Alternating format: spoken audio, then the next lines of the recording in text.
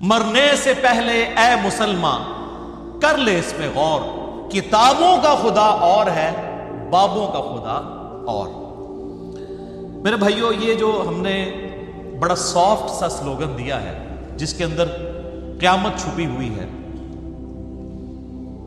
اس میں قطعاً یہ مقصد نہیں ہے کہ ہمارے جو آباء و اجداد تھے وہ کسی اور خدا کی پوجا کرتے تھے اور ہم کسی اور خدا کی کرتے ہیں۔ اس میں میسج یہ ہے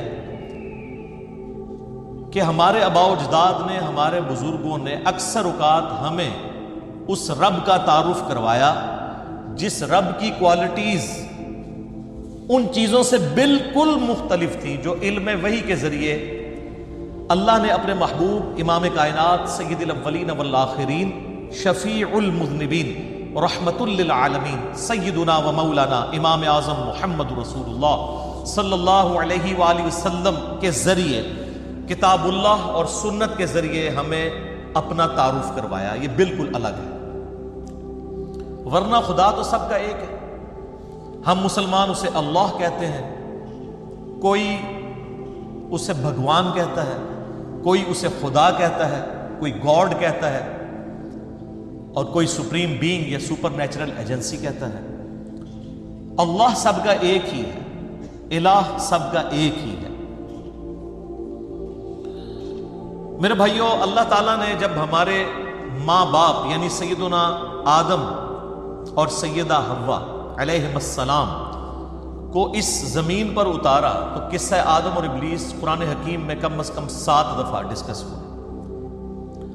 سٹارٹ ہی میں سورۃ البقرہ میں اللہ تعالیٰ نے جب قصہ آدم اور ابلیس کا ذکر کیا تو آیت نمبر 38 میں آتا ہے قُلْ اهْبِطُوا مِنْهَا جَمِيعًا فَإِمَّا يَأْتِيَنَّكُم مِّنِّي هُدًى فَمَن تَبِعَ هُدَايَ فَلَا خَوْفٌ عَلَيْهِمْ وَلَا هُمْ يَحْزَنُونَ وَالَّذِينَ كَفَرُوا وَكَذَّبُوا بِآيَاتِنَا أُولَٰئِكَ أَصْحَابُ النَّارِ هُمْ فِيهَا خَالِدُونَ کہ ہم نے کہا کہ اے آدم اور اس کی اولاد، تم سب کے سب زمین پر اتر جاؤ، اب انتظار کرنا جب کبھی بھی کوئی ہدایت کی بات تم تک پہنچے میری طرف سے، یعنی انبیاء کی وحی کے ذریعے، تو جو اس کی پیروی کرے گا اسے قیامت والے دن نہ کوئی خوف ہوگا نہ کوئی غم، اور جو میری آیات کا انکار کریں گے، اسے جھٹلائیں گے، وہی ہوں گے اہل نار، اہل جہنم، ہمیشہ ہمیشہ اس میں رہیں گے۔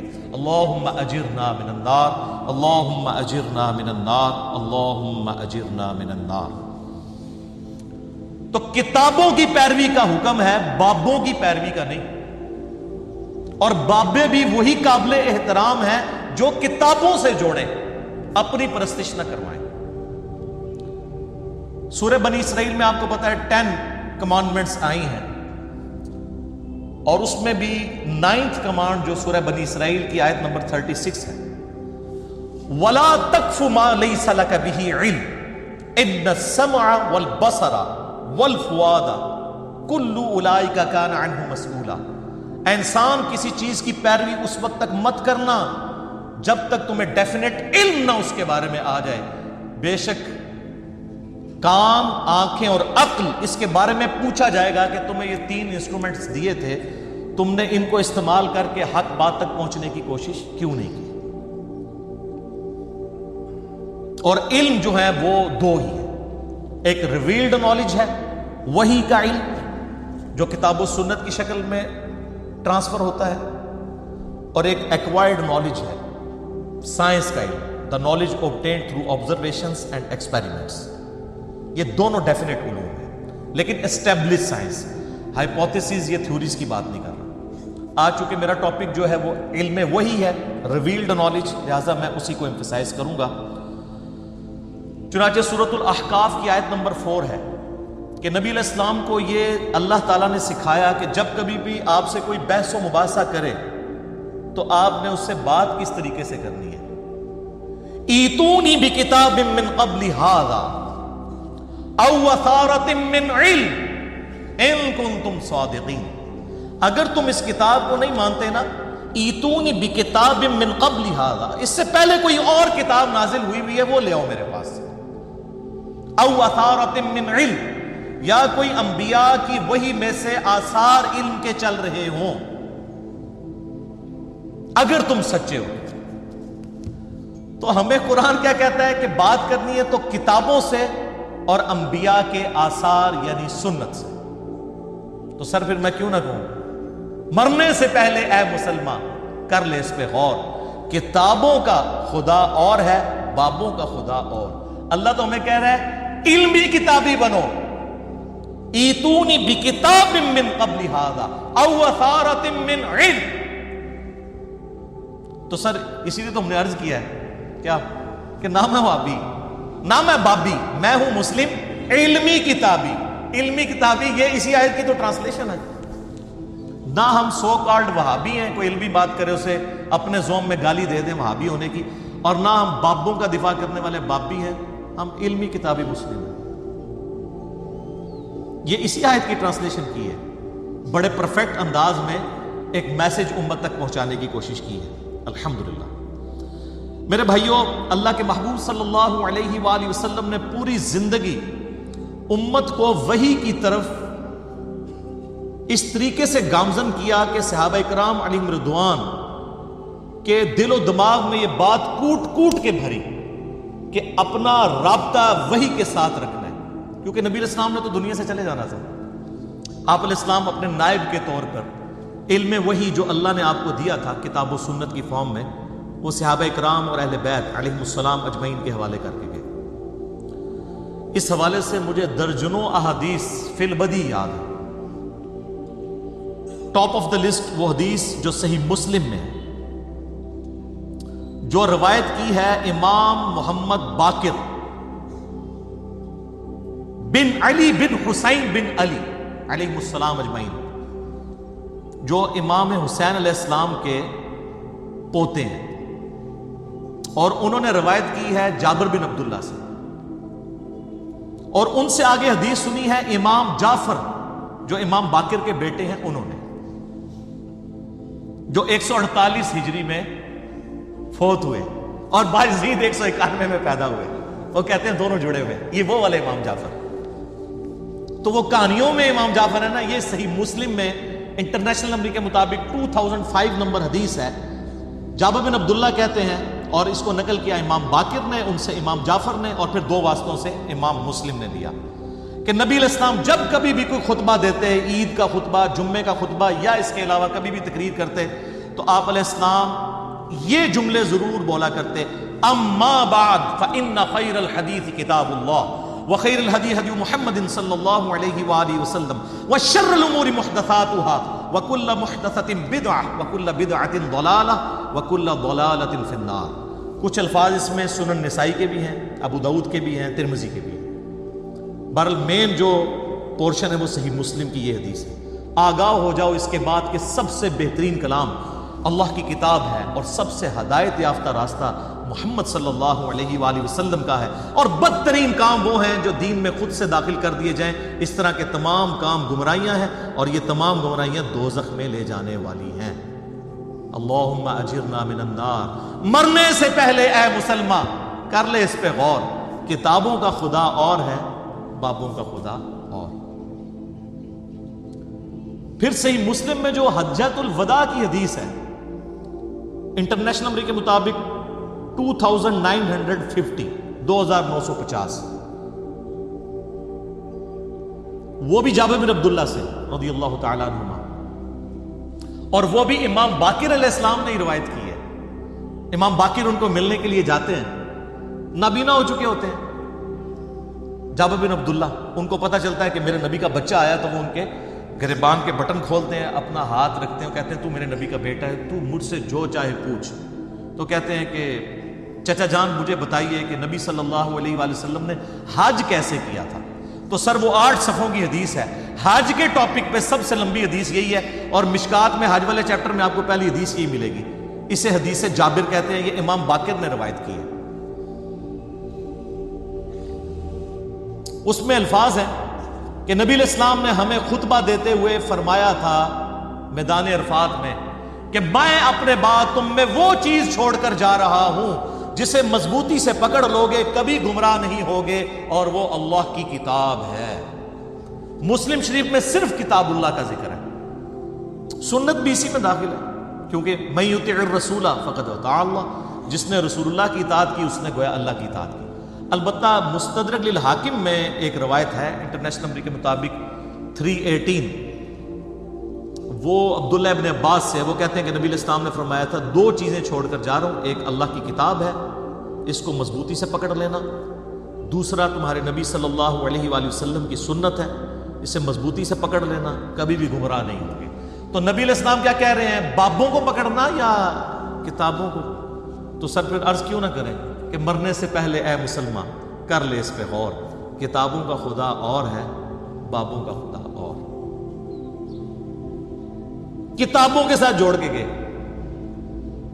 سر، نبی علیہ السلام کے پاس تو وہ بابے تھے جو چھوڑے بھی جا سکتے تھے، صحابہ اکرام، اہل بیت،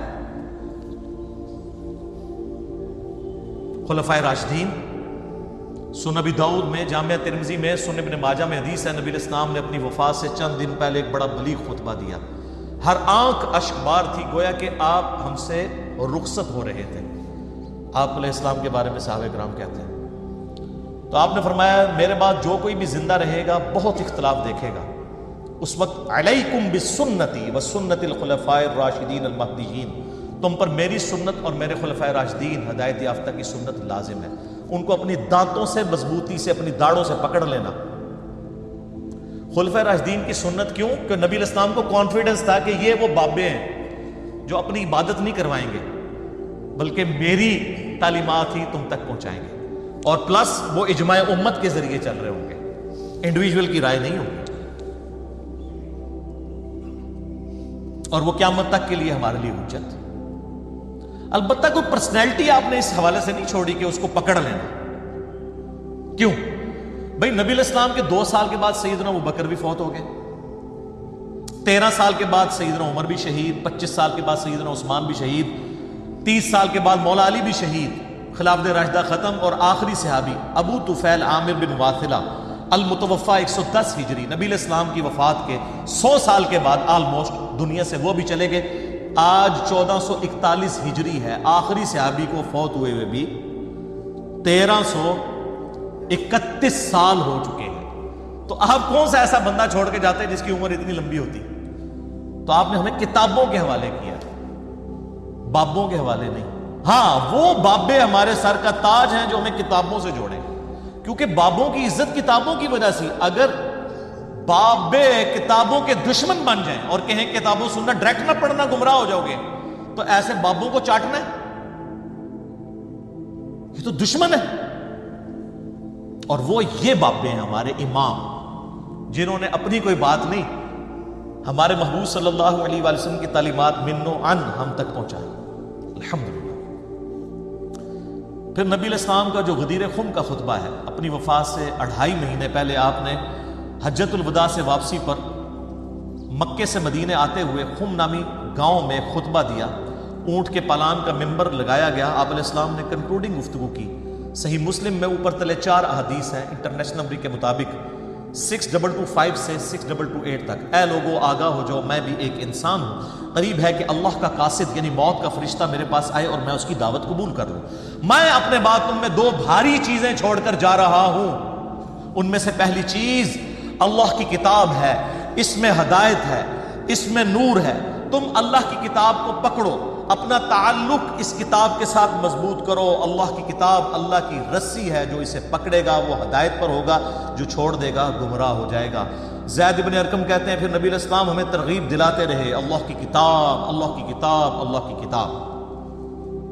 وَاعْتَصِمُوا بِحَبْلِ اللَّهِ جَمِيعًا وَلَا تَفَرَّقُوا، سورہ آل عمران آیت نمبر 103۔ یہ غدیر خم کی حدیث میں ہے کہ وہ قرآن ہے رسی۔ اور پھر فرمایا دوسری بھاری چیز میرے اہل بیت ہے، میں اپنے اہل بیت کے معاملے میں تمہیں اللہ کا خوف دلاتا ہوں، میں اپنے اہل بیت کے معاملے میں تمہیں اللہ کا خوف دلاتا ہوں، میں اپنے اہل بیت کے معاملے میں تمہیں اللہ کا خوف دلاتا ہوں۔ لیکن امت بالکل الٹ چلی، نہ قرآن کو پکڑا اور نہ اہل بیت کو چھوڑا، یعنی سب کو شہید کر دیا، بالکل الٹ امت چلی۔ اللہ کے فضل سے یہ وہ پلیٹ فارم ہے جس پلیٹ فارم سے قرآن کی توحید اور عقائد بھی بیان ہو رہے ہیں اور اہل بیت کا دفاع بھی ہو رہا ہے۔ سب نے لولی لنگڑی قسم کی تعلیمات لی ہوئی ہیں، یہ پرفیکٹ تعلیمات چل رہی ہیں، میری تعلیمات نہیں. ہم نے تو سر ہر بندے کو کتابوں کے ساتھ جوڑ دیا.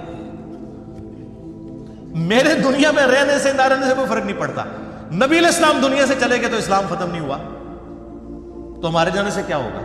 البتہ ہم نے لوگوں کو کتابوں کے ساتھ جوڑ دیا.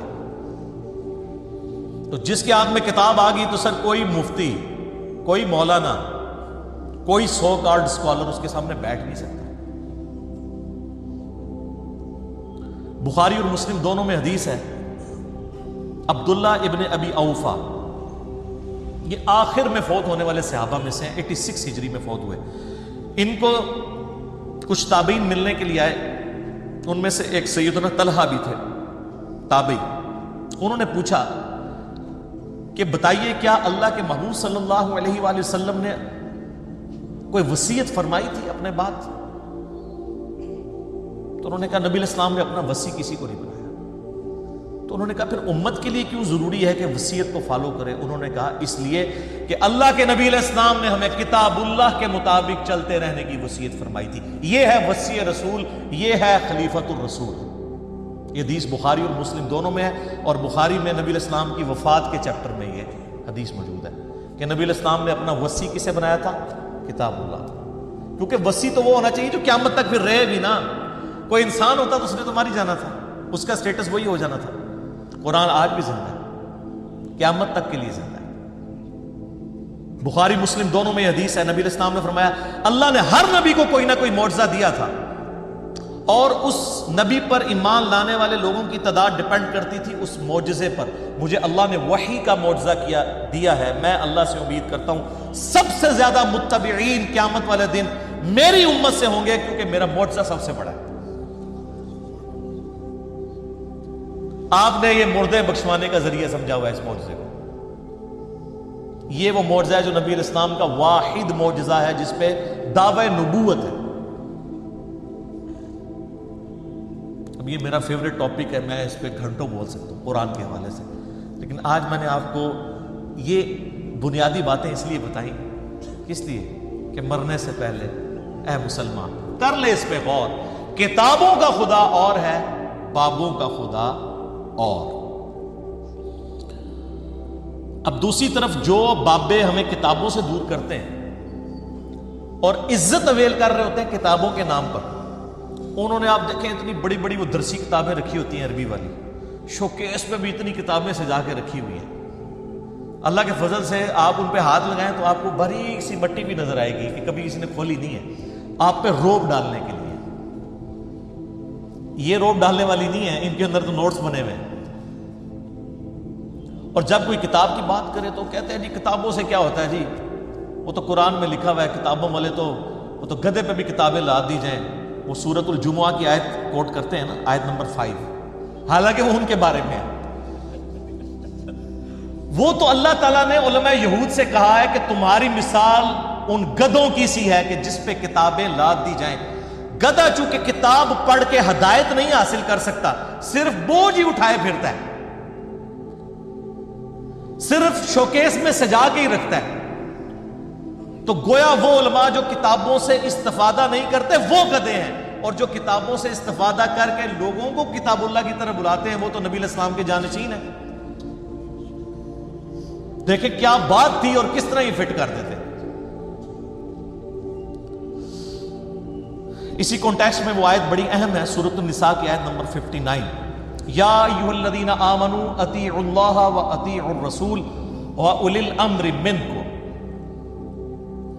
اے اہل ایمان اطاعت کرو اللہ کی اور اس کے رسول کی، اور جو تم میں حکمران ہے اس کی. لیکن حکمران کی اطاعت ایبسولوٹ نہیں ہے، وہ ریلیٹو ہے.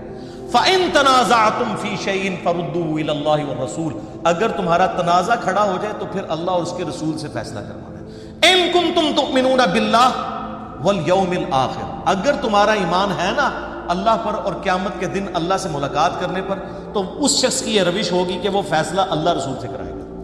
ذَلِكَ خَيْرٌ وَأَحْسَنُ تَأْوِيلًا. اسی میں تمہاری خیریت ہے اور اسی کا انجام بہتر ہونے والا ہے. کتنی دھمکی ہے. اچھا آج اللہ رسول سے ہم کیسے فیصلہ کروائیں گے؟ کتابوں سے. آج اللہ اور اس کا رسول ہمارے سامنے ایز این انسٹیٹیوشن ہے، سامنے تو نہیں ہے، ان کی تعلیمات کتابوں میں. تو سر پھر ہم آپ کو پورا جھنجھوڑیں کہ مرنے سے پہلے اے مسلمان کر لے اس پہ غور. کہیں ایسا تو نہیں ہے کہ کتابوں کا خدا اور ہے اور بابوں کا خدا اور جب تجھے پتہ چلے گی نا حقیقت کہ ایسا ہی ہے، پھر تو کہے گا نہ میں بابی، نہ میں بابی، میں ہوں مسلم علمی کتاب. یہ اندر سے آواز نکلے گی، یہ آخر میں جا کے نکلتی ہے. میں اپنے بھائیوں کو درس سے پہلے کہہ رہا تھا نا کہ حالت امن کا نعرہ جو ہے نا وہ یہ ہے کہ مرنے سے پہلے اے مسلمان کر لے اس پہ غور. کتابوں کا خدا اور ہے، بابوں کا خدا اور جب یہ پتہ چل جائے گا پھر تو آپ کی جنگ ہو جائے گی معاشرے سے. پھر آپ کو وتواصوا بالحق کی وجہ سے وتواصوا بالصبر بھی کرنا پڑے گا. پھر آپ کو یہ نعرہ بلند کرنا پڑے گا کہ نہ میں وابی نہ میں بابی، میں ہوں مسلم علمی کتاب. یہ دونوں چیزیں کوریلیٹڈ ہیں، الٹیمیٹلی اس لیول تک آپ پہنچیں گے. اور دونوں چیزیں میں کتاب اللہ سے اور سنت سے دلائل کے ساتھ ثابت کر رہا ہوں. اب میرے بھائیوں، اپنے اس ساری گفتگو کو کنکلوڈ کرنے کے لیے آپ کو میں اینڈ پہ 5 مثالیں دوں گا جس سے آپ کا یہ دماغ کھلے گا اور آپ کو پتہ چلے گا کہ واقعی کتابوں کا خدا اور ہے، بابوں کا خدا اور. ویسے تو مجھے اللہ کے فضل سے، مجھے کیا آپ جتنے یہاں پہ آڈینس بیٹھی ہے 300-400، آپ میں سے ایک ایک کو علیحدہ مثال بھی یاد ہوگی، اتنی ویڈیوز ہیں. لیکن میں 5 ایسی مثالیں آپ کے سامنے رکھوں گا کہ وہ دماغ میں ڈرل کریں، اور جب یہ ہماری ویڈیو میں سے یہ والا کلپ والا پورشن علیحدہ سے چڑھے تو آپ کسی کو کوئی اور لیکچر نہ دکھائیں، صرف یہ دکھا دیں اور اسے کہیں کہ بھئی خود فیصلہ کرو کہ یہ ہم جو رونا رو رہے ہیں کہ مرنے سے پہلے اے مسلمان کر لے اس پہ غور، کتابوں کا خدا اور ہے، بابوں کا خدا اور. یہ ہمارا دعویٰ جذباتیت پر مبنی ہے، واقعی علمی دعویٰ ہے. تو سنیں میرے بھائی، پہلی مثال، آپ نے اکثر بزرگوں کے بارے میں سنا ہے کہ جی روزانہ ایک قرآن پڑھتے تھے. کوئی آگے جاتا ہے وہ کہتا ہے جی رات کو کھڑے ہوتے تھے، ایک ٹانگ پہ ایک قرآن پڑھتے تھے، دوسری ٹانگ پہ کھڑے ہو کے دوسرا قرآن. جس نے تھوڑی لمبی چھوڑنی ہوتی ہے وہ کہتے ہیں جی 3 قرآن روز کے. 8 قرآن والا ورژن بھی ہے. سر فضائل اعمال اٹھائیں، یہ میں یعنی کوئی زبانی کلامی باتیں نہیں کر رہا ہوں، یہ وہ ٹیکسٹ بک ہے جس کے بارے میں دعویٰ کیا جاتا ہے قرآن کے بعد سب سے زیادہ دنیا میں پڑھی جانے والی کتاب ہے فضائل اعمال. میں تبلیغی جماعت سے بڑی محبت کرتا ہوں، آپ کو پتہ ہے. جہاں پہ علمی اختلاف ہے میں ضرور ریکارڈ کراؤں گا. مولانا طارق جمیل صاحب حفظہ اللہ تعالیٰ کے سامنے بھی سارا مقدمہ رکھا ہے. اور آپ کو پتہ ہے تبدیلی تو آئی ہے نا، پھر کلپ دیکھا آپ نے، تبدیلی آ گئی ہے، وہ بھی مانتے ہیں، لیکن ان بیچاروں کا جتنا زور چلتا ہے اتنی بات کر سکتے ہیں. تو یہ فضائل اعمال میں لکھا ہوا ہے میرے بھائی کہ ایک بزرگ تھے روزانہ ایک قرآن پڑھتے تھے. ایک اور بزرگ کا لکھا ساتھ کہ وہ 3 قرآن روزانہ پڑھتے تھے. پھر آگے کہتے ہیں 8 قرآن بھی روزانہ پڑھتے تھے. اور پھر لکھا کہ امام ابو حنیفہ رحمہ اللہ تعالی رمضان شریف میں 61 قرآن پڑھتے تھے. 61 کی گنتی وہ کہتے ہیں ایک قرآن دن میں ایک رات میں، کتنے ہو گئے 60، اور ایک تراویح بھی. ہاں جی، ایک 8 دا پھر تاک کرنا تھا نا انہوں نے. اب یہ لانا بات ہے جب 29 روزے ہوتے ہوں گے پھر کیا کرتے ہوں گے.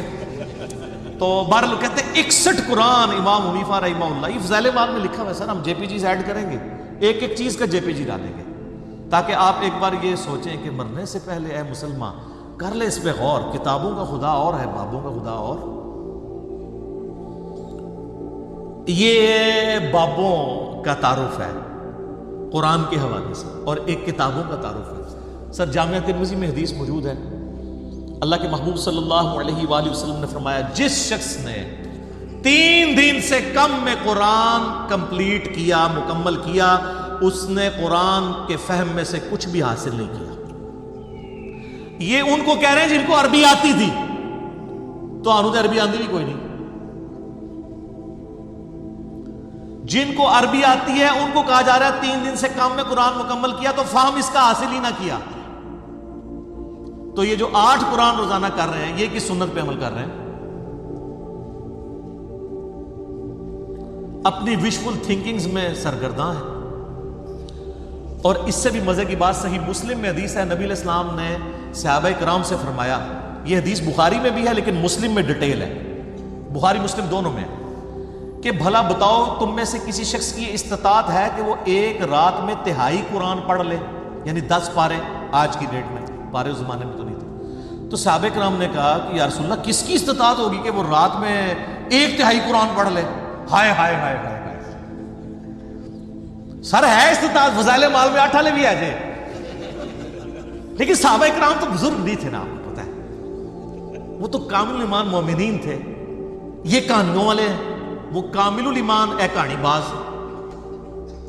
تو صحابہ نے کہا یا رسول اللہ کسی کی استطاعت نہیں. تو آپ نے فرمایا کہ سورۃ الاخلاص پڑھ لو، یہ 1/3 قرآن کے برابر ہے، 1/3 قرآن کے برابر ہے.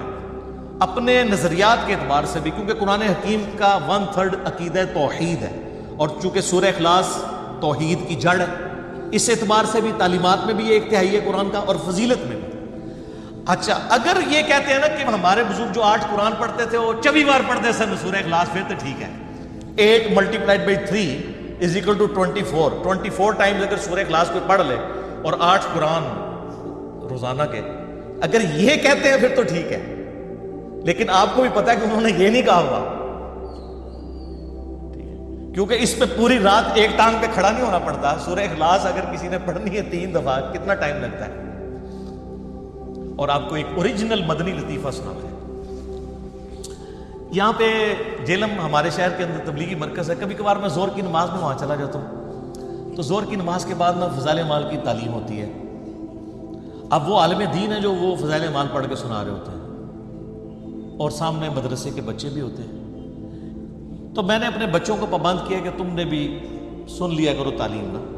اب میرا ایک بچہ ماشاءاللہ 10 سال کا ہے اور ایک آلموسٹ 11 سال کا. تو یہ میں 5-6 مہینے پہلے کی بات کر رہا ہوں. تو ہم درس سن رہے نا، تو یہی والا جناب وہ فضائل قرآن والا آ گیا جی. ایک بزرگ 3 قرآن روزانہ، ایک 8 قرآن، اور یہ 61 قرآن. اب میں جب بیٹھا ہوا درس سن رہا نا، تو میں بچوں کی طرف دیکھ رہا، میں نے کہا کہ یہ بھی وہی تو نہیں سوچ رہے جو میں سوچ رہا ہوں. خیر بعد میں ہم جب موٹر بائک پہ بیٹھے، میں گھر آنے لگا، تو میرا بچہ مجھے کہتا ہے احمد، کہتا ہے بابا یہ باقی باتیں تو ٹھیک تھی، ایک بندہ روزانہ 3-8 قرآن کیسے پڑھ سکتا ہے؟ تو میں نے کہا بیٹا یہ کہانی تھی، اس کو چھوڑ دو، باقی باتیں لے لو. لیکن میں یہ سوچ رہا تھا کہ 80 لوگ اس عمر ٹگے سن، ڈنگر، کیونکہ ہماری تربیت نہیں ہوئی ہوئی تھی. اور آج کل کے بچے سوچتے ہیں، کیوں سوچتا ہے؟ اس نے قرآن کئی دفعہ مکمل کیا، اسے پتہ ہے یہ اتنی موٹی کتاب ہے، یہ 8 دفعہ روزانہ کیسے پڑھی جا سکتی ہے. آپ لاکھ کسی کو کہتے رہے جناب انج کر کے پڑھ لی تو انج کر کے پڑھ لی، کیسے منوائیں گے؟ اور میں نے تو احادیث سے ثابت کر دیا کہ صحابہ کرام علیہ رضوان بھی کہہ رہے ہیں کہ کس کی ہمت ہے کہ رات میں 1/3 قرآن پڑھ لے. تو نبی علیہ السلام نے وظیفہ دیا ہے سورہ اخلاص کا. تو ہم تو یعنی یہ ساری مثالیں آپ کے سامنے اس لیے رکھتے ہیں کہ آپ کم از کم مرنے سے پہلے اے مسلمان کر لے اس پہ غور. کتابوں کا خدا اور ہے، بابوں کا خدا اور. دوسری مثال سنیں. یہ چونکہ قرآن کے دشمن ہیں، بدنیتی کی وجہ سے نہیں، پوری نیک نیتی کے ساتھ. میں کہتا ہوں اس امت میں جس نے بھی اس امت کا جنازہ نکالا پوری نیک نیتی کے ساتھ نکالا ہے، کوئی 2 نمبری نہیں تھی ان کے اندر، پوری نیک نیتی کے ساتھ. چونکہ شیطان جب ان کے برے اعمال ان کی نظروں میں سنوار دیتا ہے تو نیک نیتی سے وہ کام کر رہے ہوتے ہیں. تو قرآن سے دور کرنے کے لیے انہوں نے لوگوں کو یہ کہنا شروع کر دیا کہ آپ جو ہے نا وہ عربی ٹیکسٹ کے اوپر نہ ذرا غور کریں، اس کے اوپر ایمفسائز کریں. اور اس کے لیے پھر انہوں نے کئی ایک ہیلے بہانے گڑے. ایک تو موٹا سا جملہ ہی قرآن دیس ڈائریکٹ نہیں پڑھنا گمراہ ہو جاؤ گے، یہ تو آپ نے اکثر سنا ہے. اچھا جو صحابہ کرام تھے وہ تو قرآن سنتے تھے، ان کے آنسو روا ہوتے تھے، چلے ان کی آپ کو یقین نہیں آتا. یہ جو گورے مسلمان ہو رہے ہیں، 2007 میں کلنٹن پاکستان آئے اور انہوں نے کہا کہ اسلام از دا فاسٹسٹ گروئنگ ریلیجن ان امریکہ. وہ قرآن جو ہے وہ تو ڈائریکٹ ہی پڑھ رہے ہیں گورے، انگریزی میں ترجمہ، اور ہم جو پیدائشی مسلمان اردو میں پڑھ کے گمراہ ہو جائیں گے. اور ہم بڑے فخریہ بتاتے ہیں جی بڑی تیزی نہ لوگ گورے مسلمان ہو رہے ہیں، فخریہ بتاتے ہیں. اور یہاں ہم کہانی کروا رہے ہوتے ہیں کہ ڈائریکٹ نہ پڑھنا گمراہ ہو جاؤ گے، اور ہم ایسے علماء کو سبحان اللہ کہہ رہے ہوتے ہیں. اگر کوئی یہودی عیسائی ہمیں کہنا قرآن نہیں پڑھنا گمراہ ہو جاؤ گے، وہ کہے گا اللہ کا دشمن ہے تو اس لیے کہہ رہا ہے. اور یہ جو یہودی مسلمان نما یہودی گھسے ہوئے ہیں ہماری صفوں کے اندر، یہ آپ کو کہتے ہیں آپ کو کوئی پرواہ نہیں۔ قرآن تو بار بار کہہ رہا ہے ہدی للناس، سورۃ البقرہ میں ہے ہدی للناس وبینات من الہدی والفرقان، یہ پوری انسانیت کے لیے ہدایت ہے، اور اس میں ہدایت کے روشن دلائل ہیں، اور یہ حق اور باطل میں تمیز کرنے والی کتاب ہے۔ لیکن نہیں، سورۃ القمر میں 4 دفعہ آیا وَلَقَدْ يَسَّرْنَا الْقُرْآنَ لِلذِّكْرِ فَهَلْ مِن مُدَّكِرٍ، قرآن نصیحت کے لیے ہم نے آسان کر دیا ہے کوئی نصیحت حاصل کرنے والا؟ نصیحت کے لیے۔ باقی اس کے سائنٹیفک فیکٹس پہ جائیں تو سر مولویوں تو سائنس آمدی بھی نہیں، سائنس دے سپیلنگ بھی نہیں آمدے۔ قرآن کا مقصد بھی نصیحت ہے، باقی تو آپ کا انٹرسٹ ہے جتنا مرضی، نصیحت کے لیے آسان ہے۔ لیکن وہ فضائل اعمال میں لکھا ہوا سر کہ جی قرآن کی تفسیر کے لیے 15 علوم چاہیے، یہ آپ کو دور کر رہے ہیں قرآن سے، غیر محسوس نہیں۔ اور انہوں نے کہا کہ جی 14 کے تو نام گنوائے، انہوں نے کہا 14 تو آپ حاصل کر لیں گے، 15واں جو ہے وہبی ہے۔ وہبی کہتے ہیں جو گاڈ گفٹڈ ہو، وہ خاص لوگوں کو ہی ملتا ہے، تاکہ آپ 14 حاصل بھی کریں، کہیں گے 15واں تو کوئی نہیں نا، وہ تو وہبی ہے۔ وہبی نہیں، وہبی۔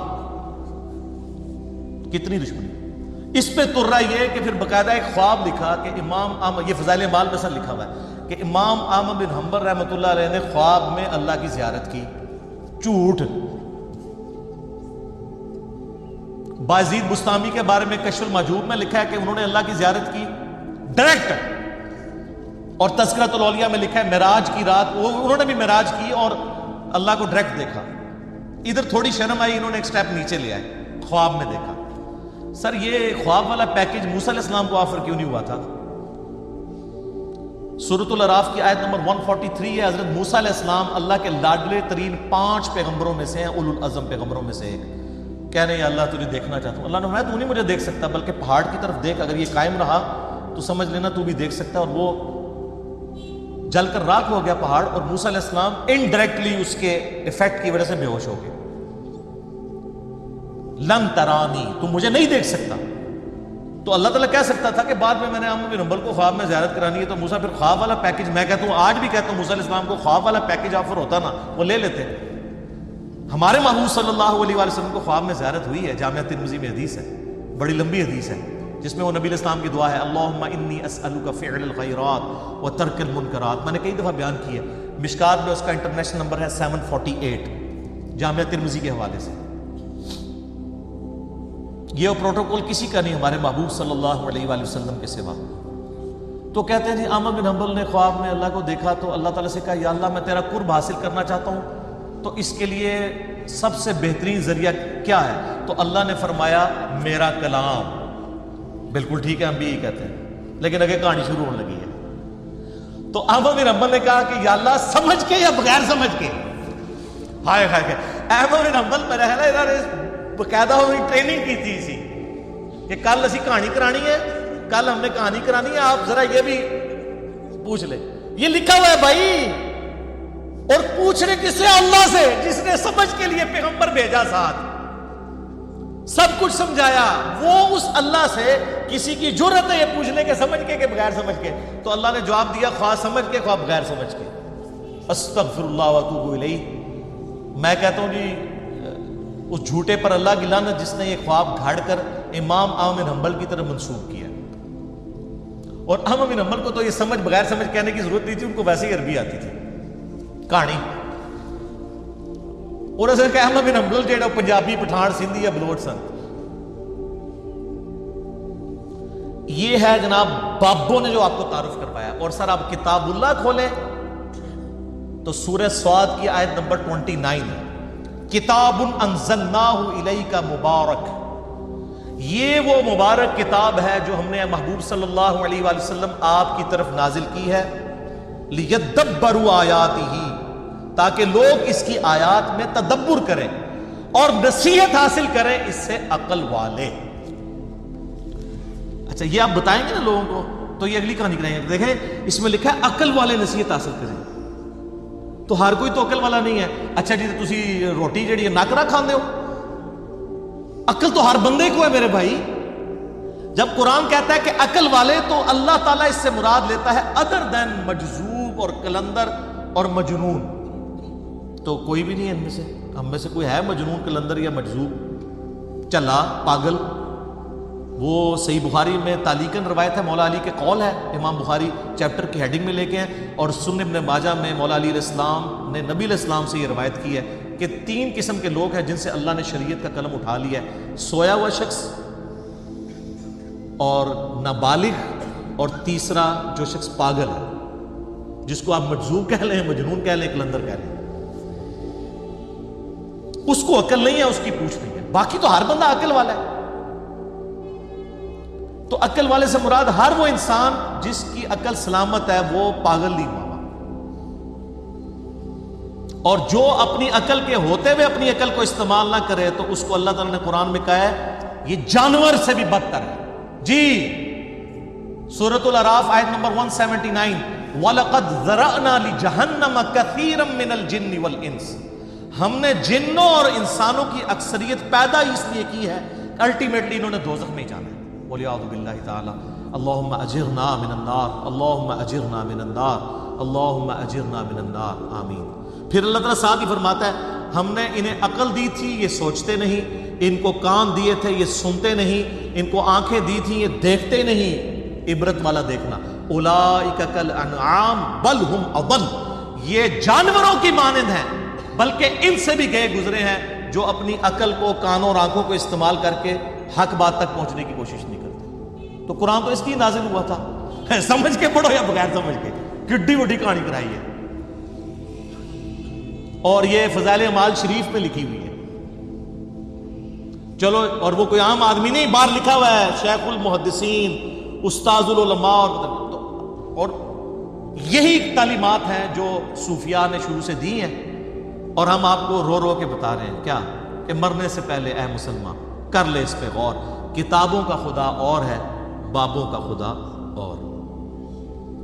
اور اللہ نے ہمیں تو یعنی سمجھ کے کیا، نبی علیہ السلام کو تو اللہ تعالیٰ نے اسپیشلی حکم دیا ہے سورۃ الانعام آیت نمبر 19 میں، وَأُوحِيَ إِلَيَّ هَذَا الْقُرْآنُ لِأُنذِرَكُم بِهِ وَمَن بَلَغَ. اے نبی علیہ السلام فرما دیجئے قرآن اللہ نے مجھے اس لیے وحی کیا ہے تاکہ اس کے ذریعے میں تمہیں بھی ڈر سناؤں آخرت کا، اور جس تک اس کی دعوت پہنچ جائے اسی کتاب کے ذریعے ہدایت دے لوگوں کو. فضائل اعمال فضائل سنت یا کسی مولوی کی لکھی ہوئی کتاب سے نہیں، اللہ کی کتاب سے. پھر سورہ قاف کی آخری آیت ہے 45 نمبر، فذکر بالقرآن من یخاف وعید. اے نبی علیہ السلام اس قرآن کے ذریعے آپ لوگوں کو ڈر سنائیں آخرت کا، ہر اس شخص کو جو اللہ کی دھمکی سے ڈر جائے. تو سر پھر ہم کیوں نہ کہیں کہ کتابوں کا دین اور ہے اور بابوں کا دین اور. تیسری مثال، آپ نے اکثر بریلوی اور دیوبندی بزرگان دین سے اور علماء کرام سے، میں بزرگان بے دین اور علماء کرائم کی بات نہیں کر رہا، بزرگان دین اور علماء کرام سے یہ اکثر سنا ہوگا کہ جی بزرگ روحانی طور پر دیکھے گئے جی ہوتے ادھر ہیں، کبھی مدینہ شریف حاضری میں پہنچے ہوتے ہیں، کبھی وہ مکہ شریف پہنچے ہوتے ہیں، نماز میں غیر حاضر ہوں تو وہ کہتے ہیں جی نماز روحانی طور پہ وہاں ادا کی. اور یہ سب جگہ کہانیاں ہیں، کہیں دعوت اسلامی کی بہاروں کے نام سے ہے اور کہیں تبلیغی جماعت کی کارگزاری کے نام سے. یہ ہر جگہ جاری ہے. کہتے ہیں جی وہ بزرگ ادھر تھے تو ہے ادھر تھے، روحانی طور پہ ان کو وہاں دیکھا گیا، انہوں نے وہاں نماز پڑھی. یہ ہے بابوں نے جو آپ کو بتایا. اور سر صحیح مسلم میں حدیث ہے، نبی علیہ السلام ایک چوراہے سے گزرے تو بنو سلمہ وہاں کھڑے تھے. نبی علیہ السلام نے پوچھا تم لوگ یہاں کیوں کھڑے ہو؟ ان کا یا رسول اللہ ہم بڑی دور سے اپنے گاؤں سے مسجد نبوی میں آپ کے پیچھے نماز کے لیے آتے ہیں تو تھک جاتے ہیں، بڑی مشکل سے پہنچ پاتے ہیں، جماعت پکڑنے میں مشکل ہوتی ہے، تو ہم نے ارادہ کیا ہے کہ ہم مدینہ شریف شہر کے اندر ہی شفٹ ہو جاتے ہیں تاکہ آسانی سے آپ کے پیچھے نماز پڑھ لیں. تو نبی علیہ السلام نے فرمایا تم جتنے قدم چل کے آتے ہو ہر قدم کے عوض تمہارے لیے نیکی لکھی جاتی ہے. یار صحابہ کرام کیا لوگ تھے یار، کوئی آرگومنٹ ہی نہیں کیا کہ یا رسول اللہ ٹھیک ہے ادھر ہی رہیں گے. کسی نے نہیں کہا یا رسول اللہ تھک جائیں گے، یہ نیکیوں کے لیے کتنے حریص. اور کسی نے یہ بھی نہیں کہا کہ حضور ہمارے قدموں کی خاک سے جو خاک اڑتی ہے، ہمارے گھوڑے کے قدموں کے سم سے جو خاک اڑتی ہے، وہ جب گھوڑے کے نتنے میں بیٹھے تو اس کے برابر بھی کوئی امت کا ولی غوث قطب ابدال نہیں ہو سکتا. تو ہمارے وہاں تو بزرگان دین ہواؤں میں اڑ اڑ کے مکے اور مدینے نمازیں پڑھیں گے تو یا رسول اللہ ٹھیک ہے ہم شفٹ نہیں ہوتے, ہم اڑ کے آ جایا کریں گے. اس زمانے میں کوئی نہیں اڑتا تھا, آج بھی کوئی نہیں اڑ سکتا میرے بھائی, کہانی ہے سب. اگر کسی کو زوم ہے نا اڑ سکتا ہے, تو سارے بزرگان دین اکٹھا کہتے ہیں دنیا اولیاء اللہ سے خالی نہیں ہے. ایک ولی لے آؤ نا سر, مینار پاکستان پہ چڑھاتے ہیں, لیکن ہمیں تو یقین ہے کہ وہ شہادت کے رتبے پہ پہنچیں گے. انگریز کا پیراشوٹ اس کو باندھ دیں گے, وہ چھلانگ لگائے, اڑ کے بتائے. اور جب ویسے تو وہ پہلے ہی توبہ کر لے گا, اور اگر وہ چھلانگ لگائی دے شہید ہونے کے لیے تو مرنے سے پہلے ایک بٹن دبائے, اس کے بعد زمین پہ لینڈ کرتے ہی نہ اناؤنسمنٹ کرے, نہ میں وابی نہ میں بابی, میں ہوں مسلم علمی کتابی. سر پھر یہی ہونا چاہیے نا, کہانیاں کرائی سے توبہ بھی کرنا.